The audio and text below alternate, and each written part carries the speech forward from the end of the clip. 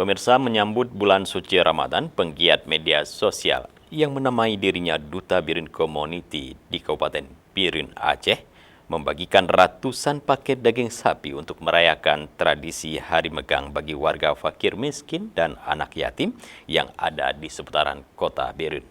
Ini hati-hati, yang kita nyuruhnya bukan mencari kebahagiaan di dunia mata. Sebelum dibagikan daging megang untuk para penerima bantuan tersebut yang terdiri dari fakir miskin dan anak yatim, panitia terlebih dahulu menggelar tausiah agama untuk bekal kesiapan dalam menjalankan ibadah puasa pada bulan suci Ramadan tahun 2021 ini yang akan dimulai besok. Para warga yang kurang mampu yang dihadirkan ke Sekretariat Komunitas Duta Birin Community di Desa Menasah Dayah, Kota Juang, Birin tersebut terlihat larut dalam mendengarkan ceramah agama tentang beberapa hal yang harus dipersiapkan dalam menjalani ibadah puasa. Setelah selesai tausiah, para warga fakir miskin dan anak yatim mendapatkan satu paket daging sapi untuk merayakan Hari Megang sebagai tradisi warga Aceh memasak daging sapi untuk menyambut bulan suci Ramadan.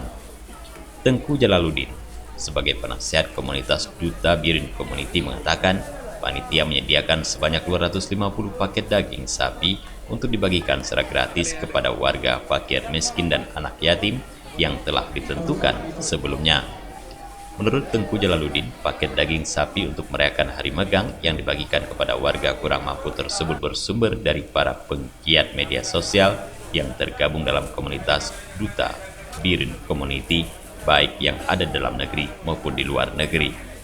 Alhamdulillah, pada hari ini kita mengadakan kegiatan bantuan, program bantuan daging megang yang mana diselenggarakan oleh Duta Birin Community, yang mana sumber dana yang terkumpul dari penggiat sosial dalam negeri dan luar negeri.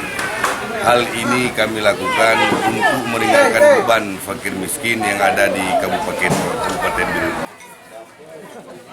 Setelah selesai pembagian paket daging megang, kegiatan tersebut diakhiri dengan makan siang bersama. Dari Birin, Tim Liputan Aceh TV melaporkan.